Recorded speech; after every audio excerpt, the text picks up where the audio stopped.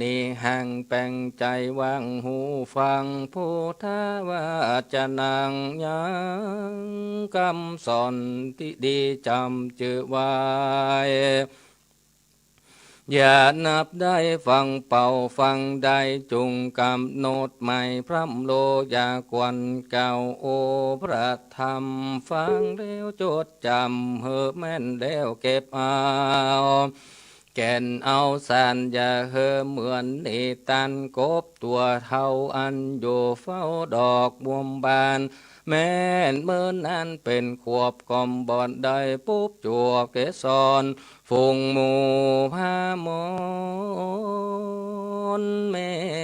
เพิงอันอยู่ไม้หนึ่งไก่ตาก็ยังปากันมาซ้อสอดล้อนเอายอดบัวไข่แล่นนาสาธุเจนาเลยมวนมาอักนาอันเกิดมาใต้ลุ่มฟ้ากำตังสัตว์สิ่งนั้นนาแต้มดังพระสัทธาหากเตสัตนาเก่าใบว่าสัตว์ลุ่มตายมวลหมู่บอกว่าสัตว์น้อยใหญ่กู้ยิงใจกะมังเตียนยอมมีกรรมกฎหมายสืบเส้นก็นองเน้นตัวมาตามบาทคาถาบาลีว่ากรรมโมนาวัตเตโลโกอันว่ากรรมทั้งหลายนี่นาจากได้สิ่งใดจะบอกแจ้งพาจริงแสงเตดว่ามาจากเหตุการณ์กะตำตั้งมวลจะแลนากาเนะกำมังกันกะตำคือว่าการกะตำด้วยใจเกิดจงเจตสัมภักกันนี้เป็นต้นเหตุให้เกิดตัวกรรมกามังคือการตำการงานตั้งหลายเป็นที่จังเป็นที่ตั้งแห่งตั้งชั่วลายตั้งทุกขีแต่ตั้งดีมีลิงคอนเป็นตั้งเฮือเดือดร้อนเธอแก่ตันแดดตนตัวตั้งมงมัวด้วยไก่และตีนมือพังกอบวจีกรรมการกระทำโดยว่าจะตอบขันไขมโนกรรมมังบ่สมภาพก็คือตั้งบาปอกุศลกรรมการกระทำตั้งใดอันเป็นตั้งจอบประกอบแต่กองดีเป็นกองบ่มีโทษนำมาแห่งสู่พระโยชน์คือตั้งบุญชื่อว่ากุศลกรรมจะแลนากามังสะเตวิภาจติญาติตังเหนัปปานิตาตาญะดังนิสัตตาอันว่าสัตว์ทั้งหลายน้อยใหญ่เตียนย่อมมีกรรมที่ไต่ตัวมามีต่างๆนานาทุกสิ่งดังคนสุขลำเลิศยิ่งโดยเข้าของสัมปันติก่อกองบังเกิดสุขลำเลิศเป็นเศรษฐีลังคนลักษณะดีจ้อยโจดงามเวนโลดโสพันดังคนสุขระเสมสันสัมปติจอดเข้าของตกตอดมาเถิงลังคนบุญมาถึงแฝ่งไฟมาได้เป็นเจ้าเป็นใหญ่กว่าในคนดังคนเกิดมาทุกจนแต่หนุ่มน้อยบุญจองห้อยมาเป็นดีเป็นเศรษฐีเมื่อแก่เท่ามีลูกเต่าก็อยู่ถ้อยฟังกรรมล้างคนบุญจำนำบังเกิดเธอมาเป็นผู้ประเสริฐด้วยปัญญามีวิจาความรู้กรรมทรงโยมียศใหญ่ลักฐานมีปฏิบัติแวดล้อมแหนแห่อ้อมมหาลาภา ล่างโคนั้นนามีฐานะพอกินพอใจรู้จักเบี่ยงใบเตตันใจ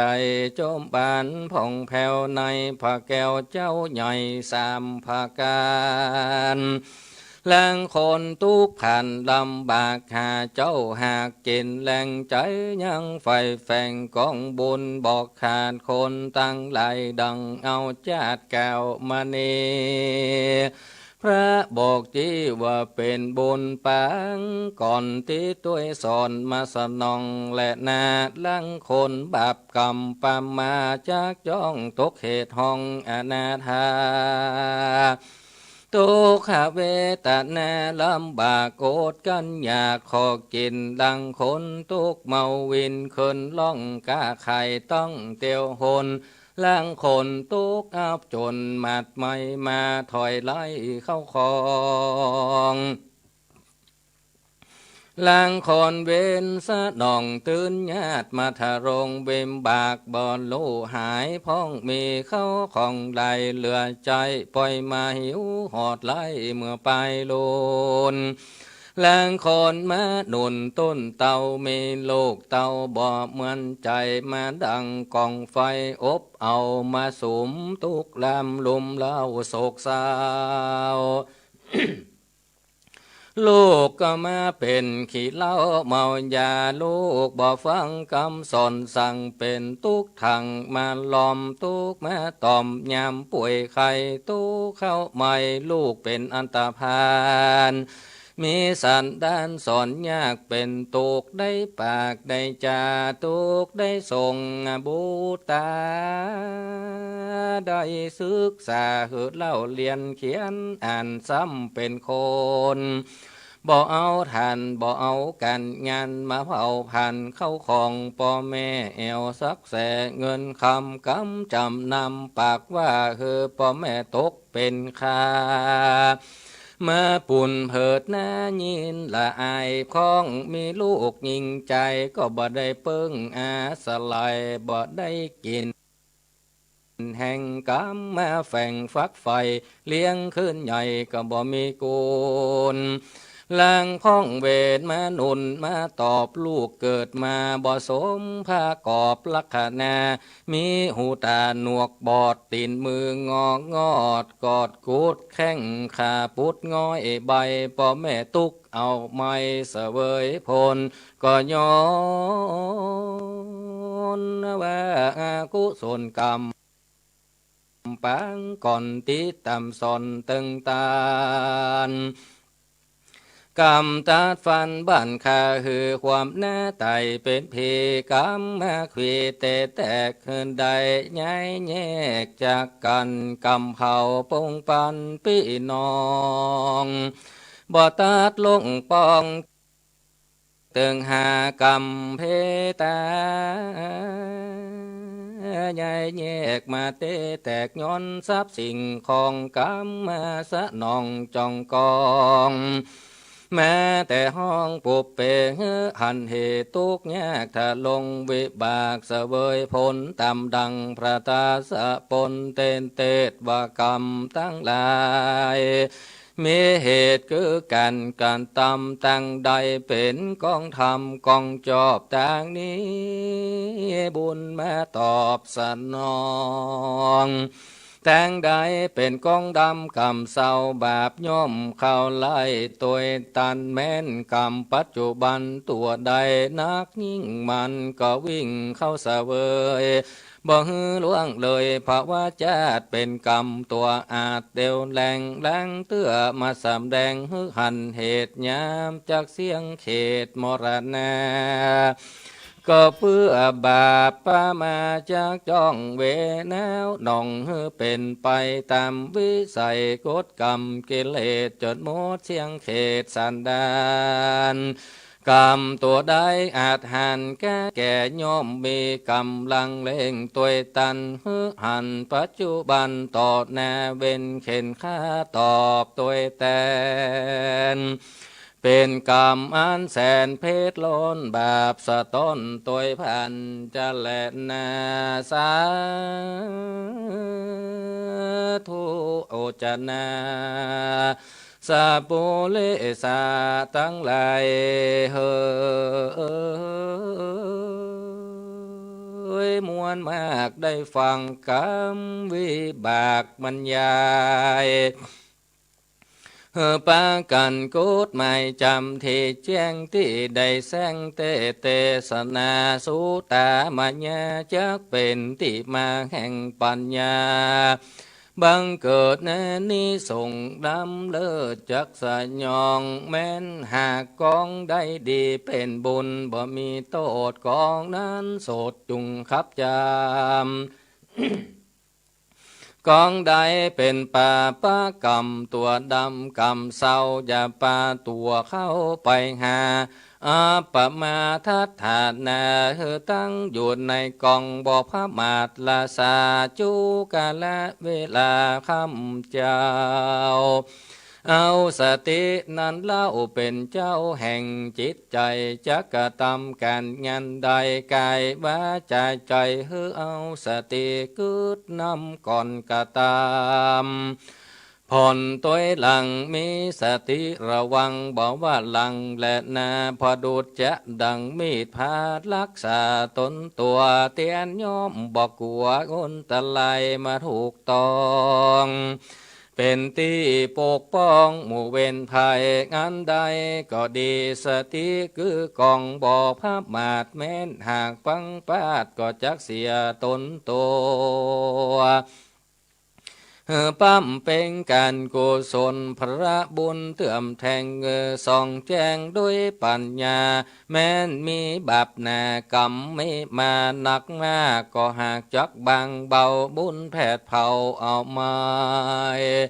กรรมถอยไหลว่ำไหวป่าไปแน่จะเล็ดแน่พรหมวิหารลังคือตั้งอยู่ในพรหมวิหารตั้งสี่เอาเป็นที่จำเริญใจเกิดไปไก่ในโลกลาคนตัวแน่ยิ่งใจบอกว่าสัตว์ไหลน้อยใหญ่อันอยู่ลุ่มไตโลกามีเมตตาภัยแผ่บ่หันแต่ความดีใจผานีลักแบงแฝงไฟยังหมู่โคตรหมู่คนสาน้อยใหญ่เสมอกันเกิดหันพอไปตั้งนาคนล่มฟ้ามีตั้งหลายและดีคนเราย่อมมีกันพังพาดสติขาดลืมลงมีความพระทรงอบออมใจโยบย่อมคุณแน่ฝงสัตตาต้องโตดรีบในภายโพธถึงสุขาคนในโลกามวลหมู่ย่อมมีความเป็นอยู่บ่เสมอกันพ้องมีตัวก็วันจองหอยโตขาคอยอเนธามีมากนานนาหลายแลจุงแป่งใจแผ่คุณนามีมูทิตาความยินดีแฝงไฟกับคนที่เป็นใหญ่กว่าในคนบ่ทุกโจรลำบากเข้าของมากนานนาอย่าได้อิจฉาขันแข่งก็ย้อนกรรมวิบากมาสนองเปิ่นมาดีแปลงใจผ่านนี้จมจื้นกับคนอื่นที่ได้ถึงโศกแม้นตัวเราได้ถึงทุกข์ยากก็ย้อนกรรมวิบากมาสนองทุกข์บ่มีข้าวของอาหารกันอยากยังบ่เต่าโตดวิบากด้วยพญาธิโลกาตกนาในโลกบ่เต่าทุกโศกก็กินใจทุกใดในโลกห้องยังบ่เต่าไปถ้าลงทุกไข่ข้องในอบายฮือตันตั้งอะไร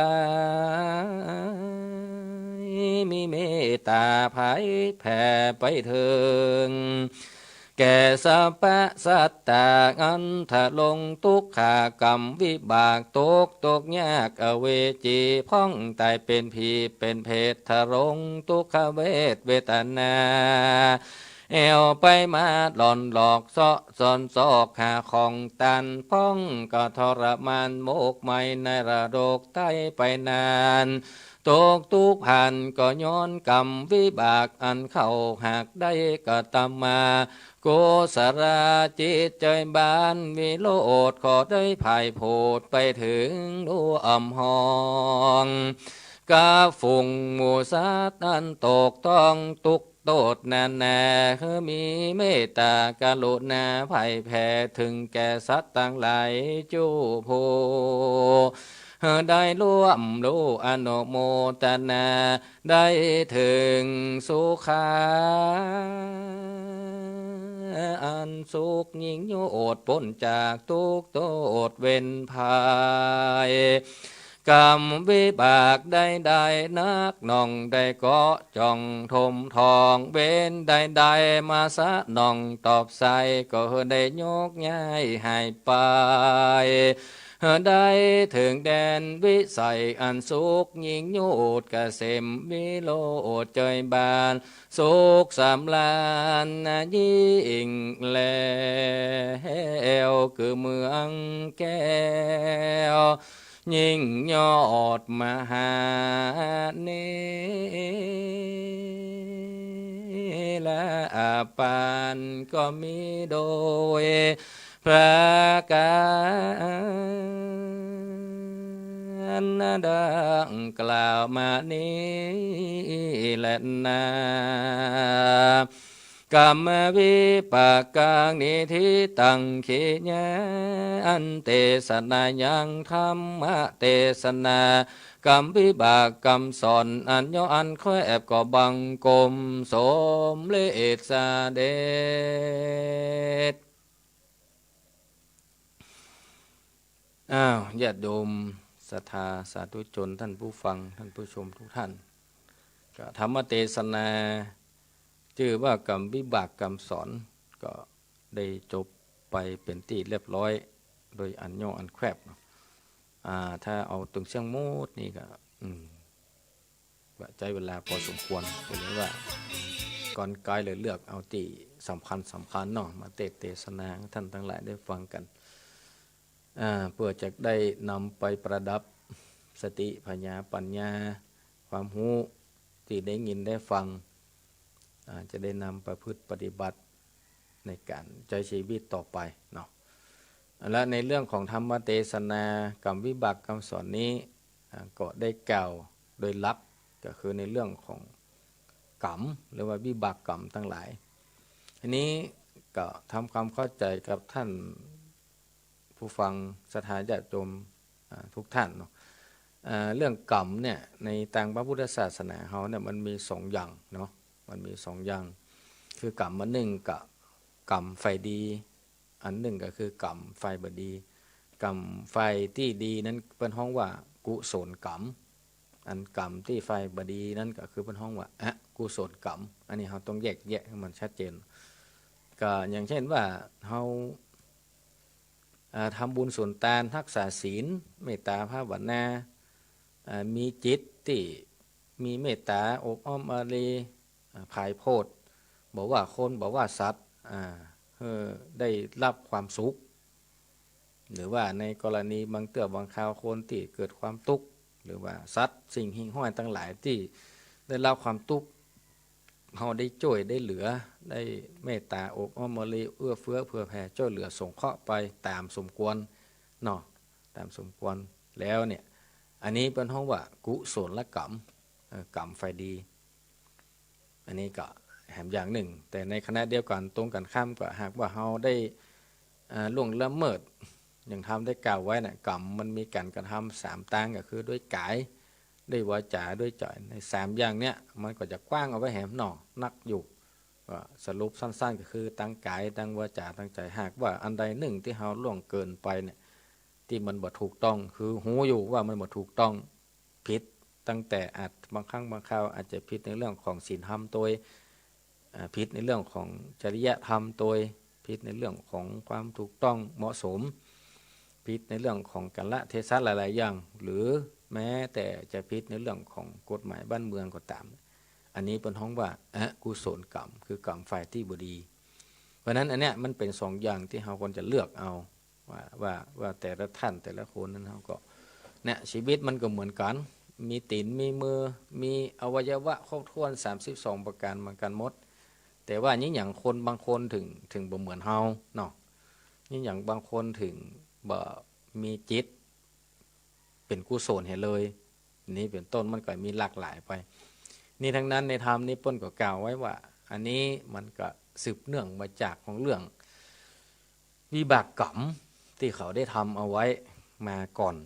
นี่เขาก็ถ้าเรื่องของในทางจะว่าโดยตรงก็คือว่าในเรื่องของทางหลักปฏิบัติหรือหลักคำสอนทางพระพุทธศาสนาเขานี่ก็พระองค์ก็ทรงให้เจือในเรื่องของกรรมนะกรรมคือการกระทำนี่แหละก็คือเอาทำอย่างใดมันก็คือได้อย่างนั้นน่ะคือในธรรมเป็นก็ถึงบอกว่ากรรมได้อันอย่างคืออันอย่างก็คือการกระทำเขาเนี่ยแหละคือเรียกว่าท้องว่ากรรมทุกอย่างอะตั้งแต่ตื่นนอนตั้งแต่ลุกเจ้าตั้งแต่ในกิจวัตรประจำวันเขาในวันต่อวันเนี่ยมันเรื่องของกรรมส่งตัวเนี่ยจะอยู่ด้วยเขาตลอดตึงฝ่ายดีตึงฝ่ายบุดีเพราะอย่างเพราะกรรมมันคือการกระทำของเขาเนาะคือแนมใดเวลาใดที่เขากระทำด้วยกายก็ดีด้วยใจก็ดีด้วยวาจาก็ดีอย่างใดอย่างหนึ่งเนี่ยใน3อย่างเนี่ยมันก็กรรมมันก็เกิดขึ้นทันทีบอกว่าเราไปสมมุติว่าเนาะเราไปลักเล็กขโมยน้อยกาทำสิ่งที่ผิดกฎหมายอาญาบ้านเมืองทำสิ่งที่ผิดศีลธรรมจริยธรรมหรือเราบ่ได้ทำแต่กึดอยู่อะกึดไว้ในใจก็ผิดละเนาะเป็นห้องว่ามโนกรรมแค่กึดแล้วคือถ้าคนเฮานี่ถ้ามันกึดแล้วเนี่ยมันมีโอกาสลงมือถึง 80%น่ะน้อยคนที่แบบกึดแล้วบ่ลงมือทำเพราะนั้นต้องระวังที่สุดก็คือมโนกรรมเพราะว่าเฮากึดแล้วเนี่ยพอใจเรากึดปุ๊บสมองมันจะสั่งงานทันทีเมื่อสมองสั่งงานปุ๊บเนี่ยกายเฮาก็จะไปทันทีอันนี้ต้องระมัดระวังเพราะฉะนั้นแต่ละวันแต่ละคืนแต่ละวันเวลาล่วงเลยผ่านเนี่ยเฮาก็ต้องระมัดระวังหมู่นี้เอาละบ่ต้องอย่างนักละ3อย่างเนี่ยกายวาจาและใจเฮาเนี่ยต้องรักษาให้ได้แล้วเฮาจะมีความสุขเนาะกุศลที่เกิดขึ้นก็เฮาได้สะสมไปแต่น้อยมันก็จะเป็นกุศลพอกพูนนักขึ้นสืบไปเพราะนั้นเมื่อในสังคมเฮาบ้านเมืองเฮาอย่างเฮาหันกันถึงวันเนี่ยพี่น้องร่วมต้องกันมาก็แตกต่างกันเนาะตั้งแต่ความคิดตั้งแต่สติปัญญาตั้งแต่การกินตั้งแต่การอยู่ตั้งแต่การประพฤติปฏิบัติทุกอย่างจะมาเหมือนกันแม้แต่ลูกแฝดนี่ก็ยังเหมือนกันเตื้อมาเหมือนถึงแม้จะมีหน้าตาที่เหมือนกันก็จริงอยู่แต่ว่าการประพฤติปฏิบัติลักษณะนิสัยใจคออารมณ์อย่างต่างๆก็แตกต่างกันนักเรียนที่ไปเรียนในสถานศึกษาเนี่ยครูคนเดียวกันสอนหลักสูตรเดียวกันสอนแบบเดียวกันหมดแต่ว่าบางคนก็ประสบความสำเร็จแต่บางคนก็บ่ประสบความสำเร็จบางคนก็บ่ได้อย่างเลยบางคนก็ได้เกินกลางๆอย่างนี้เป็นต้นเพราะฉะนั้นอันนี้เป็นห้องว่าวิบากกรรมแต่ละคนเนี่ยที่ล่วงเลยผ่านมาเนี่ยถึงแม้ว่าเขาจะพอบริหารเนาะแต่ละคนแต่ละท่านก็พอบริหารก็บ่สามารถจะอธิบายได้แต่ว่าเขาก็ต้องเชื่อในสิ่งพวกนี้ตัวอย่างที่เคยศรัทธาญาติโยมท่านทั้งหลายได้ฟังกันนะว่า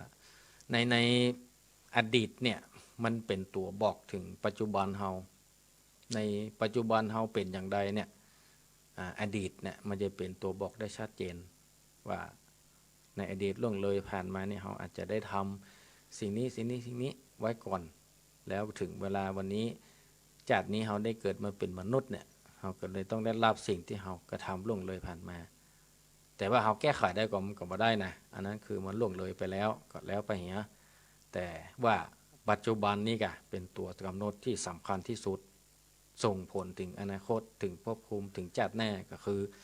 การที่เราบางครั้งด้วยบุญบารมีเราสูงส่งก็ได้ปิกมาเกิดแถมเนี่ยตัวปัจจุบันนี่จะเป็นตัวกำหนดของเราได้ชัดเจน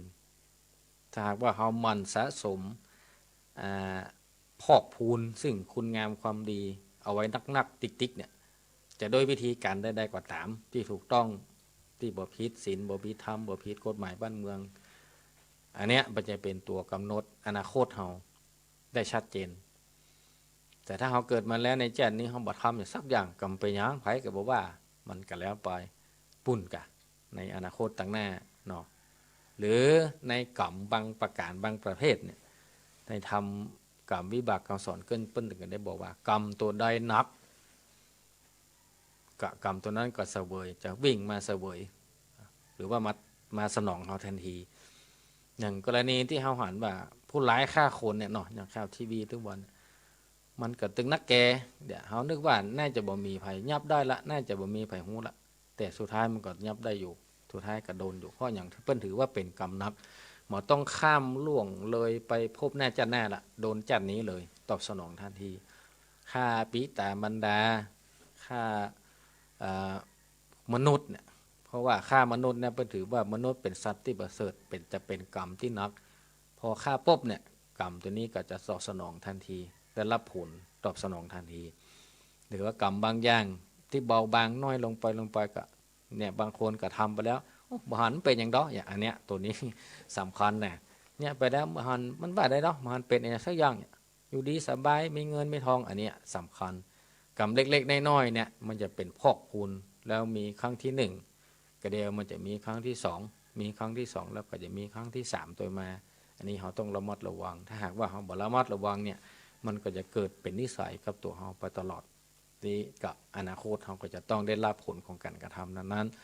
แต่ว่ากรรมเราจะหลีกเลี่ยงได้ก่อนมันก็ยากอยู่หลีกเลี่ยงในเรื่องของอกุศลนี่นะ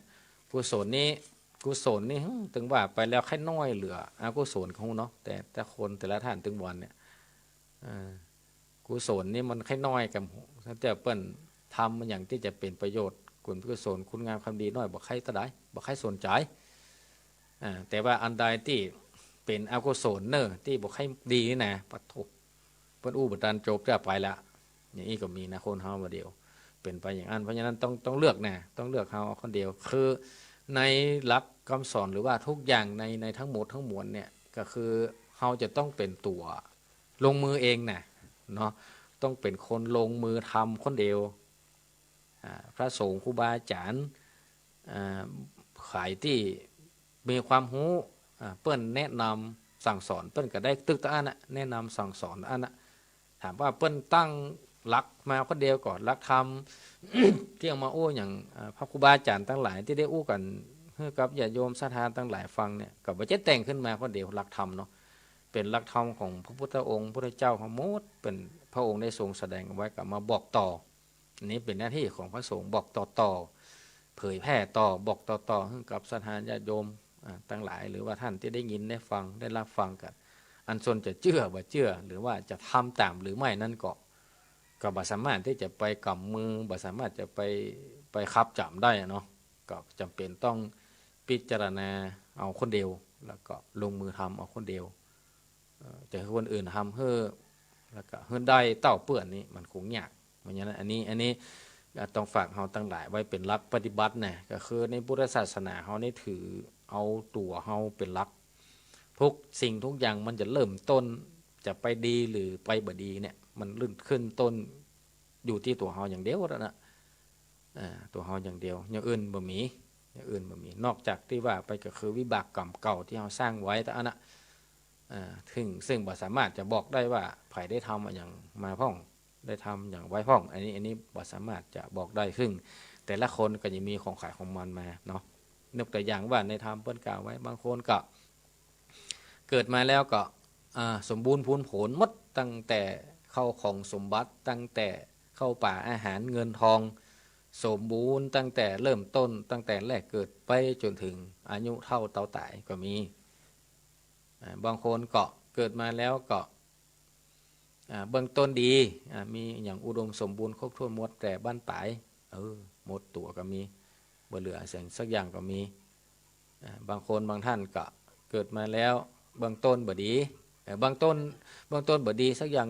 เป็นปุกเป็นตุกเป็นลำบากแต่สุดท้ายมากับปิกมันดีอย่างที่เฮาหันข่าวในตึงว่าเนี่ยมันตึงมีเนาะในสังคมเฮาตึงมีปลาปลายบ่เลอะบ่เต๋อเป็นอย่างข่าวถ้าเฮาเทียบกว่านี้นะ ถ้าเขาจักเทียบเอามาเปรียบเทียบนี่ก็จะเป็นอย่างนั้นแต่เขาว่าบางคนยังแค่แม้แต่ที่จะนอนที่จะหลับนี่ยังบ่มีก่อนขึ้นล่องต้องเตียวไปเลยบางคนยังออกจากบ้านเกิดเมืองนอนจากพ่อจากแม่มาจนถึงอายุ30 40 50บ่ได้ปีบ้านปีจองจนพ่อแม่ตายก็บ่ได้ไปห่วมก็ยังมีบางคนก็เกิดมาปุ๊บมาหันหน้าพ่อหน้าแม่เอาขว้างเอาทิ้งเอาละเอาไว้อยู่กับปู่กับย่าเลยลวดหายไปบ่หันหน้าพ่อหน้าแม่สักกรรมก็ยังมีอันนี้เนี่ยเพราะว่าวิบากกรรมแต่ละคนเนี่ยมันสร้างมาเหมือนกันบ่เท่ากันเพราะฉะนั้นอันนี้เราก็สิ่งที่สำคัญบ่คือบ่ควรที่จะไปประมาทบ่ควรที่จะไปเหยียดหยามบุคคลเหล่านั้นเนาะเอาส่งเคราะห์ได้ก็ส่งเคราะห์ไปเหียช่วยเหลือได้ก็ช่วยเหลือไปเหียแล้วก็ถ้าเราจะแบบที่สบายก็คือว่าบ่เกิดอย่างนั้นก็คือนะจังมาเตะเฮามันเป็นวิบากกรรมเก่าเพิ่นได้สร้างไว้มาอย่างอันก็ปล่อยเหียก็ปล่อยวางเหียอย่างนี้เฮาก็สบายใจแต่บางคนว่าท่านก็บ่อันน่ะเนาะไปยึดติดลำไปอย่างลำไปก็มันบ่ได้นะซึ่งมันก็ต้องปล่อยวางแห่พ้องปล่อยเป็นเรื่องของชะตาชีวิตของแต่ละคนบางคนเนี่ยปะโตหนุนเต้นเนอดอนเต้นเนอสอนเต้นเนอยูเต้นเนอตึ้งปล่อยก็อยู่อย่างเก่านะมันนำซ้ำจะต่ำลงต่างหากกรรมโบราณไม่ว่าเชื้อบ่ขึ้นสังเนี่ยเป็นแบบอันนี้คืออย่างก็ต้องปล่อยมาข้างมาคาวมันต้องปล่อยละถ้าจะเป็นหนุนอย่างเดียวดันจนอายุ40 50แล้วโอ้บ่ไหวละอันนั้นก็ต้องปล่อยละนั่นเป็นเรื่องวิบากกรรมเขาบางคนก็บ่ต้องอย่างนัก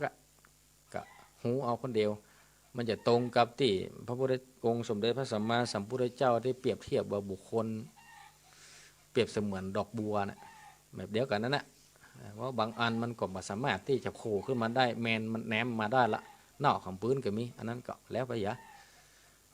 บางดอกก็กึ่งกลางๆนอกไปเหียตายไปเหียบ่โพดสักกรรมบางคนก็ป้นแหล่บ่ป้นแหล่นอกไปเหียบางดอกเนี่ยออกมาเนี่ยลวดโผล่ป้นน้ำล้ำน้ำขึ้นไปกึกเด็กบนปุ่นแล้วก็ดอกงามแหมต่างหากแล้วเกาดอกนั้นมากราบมาไหว้พระแหมดอกบัวนี่มีอย่างเดียวนะคือเอามาไหว้พระไปเป็นเครื่อง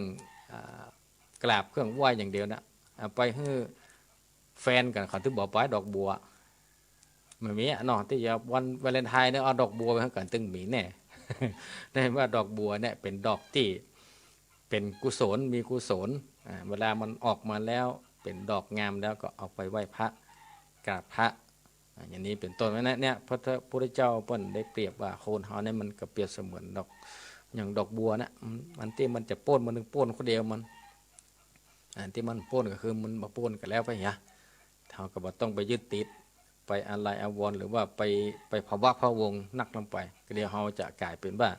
แทนที่เฮาจะไปทางหน้าเฮาได้ไปสักคำอยู่ตัวเขาอันนี้อย่างนี้มันก็ต้องแยกแยะเอาแน่เพราะนั้นอันเนี้ยญาติโยมศรัทธาผู้ฟังทั้งหลายทุกท่านเนาะก็ในธรรมได้กล่าวไว้ในเรื่องของกรรมทั้งหลายที่มันเกิดขึ้นเนี่ยโดยกรรมโดยกายโดยวาจาโดยใจ3อย่างเนี่ยมันเป็นเรื่องที่สำคัญเพราะว่ามันเกิดกับตัวเฮาทุกขณะทุกเวลาทุกลมหายใจตัวทุกเวลานาทีที่เฮาได้มีลมหายใจเนี่ยมันสิ่งหมู่เนี้ยมันจะวนเวียนอยู่กับเฮาตลอดวันนี้ก่อนรับก่อนนอนเฮาได้ไหว้พระสวดมนต์อันนี้เป็นห้องว่ากุศลมาเจ้าไหว้พระแม่คืนไหว้พระก่อนรับก่อนนอนรับตื่นเจ้ามาเจ้าโลดด่ากันเลยอันนี้เป็นห้องว่าอกุศลเนี่ยมันจะเกิดขึ้นไปอย่างเงี้ยเรื่อยๆบางคนก็แจ้งไปแจ้งก็ทะเลาะวิวาทกันก็มีบางคนก็ยิ้มแย้มแจ่มใสไปทำการทำงานนี่เราก็ต้องแยกแยะเอาเนาะที่สำคัญนี้เป็นว่าสติเนาะสติเป็นเรื่องที่สำคัญที่สุดการที่เราจะประสบในสิ่งที่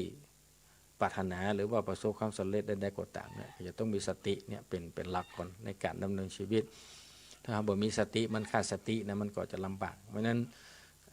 ในเรื่องบางคนที่ทำผิดพลาดหลายๆเรื่องหลายๆอย่างนะบางคนก็ขาดสติบ่มีลืมสติไปนี่เฮาจังเฮาหันข่าวนะเนาะบางคนก็พังพลาดกระทำลงไปโดยขาดสติอย่างนั้นแบบเนาะขาดสติก็บ่ฮู้อย่างสักอย่างบางคนก็ทำไปด้วยความบ่ฮู้ก็มีมันก็หลายๆอย่างเนาะก็แล้วแต่ว่าแต่ละคนแต่ละท่านก็แต่เนี้ยจะได้ปฏิบัติจะได้ นั้นเปิ้นถึงว่าเขาเกิดมาในได้พบปะกับพระพุทธศาสนาได้พบได้ปะมีโอกาสได้ยินได้ฟังหลักคำสอน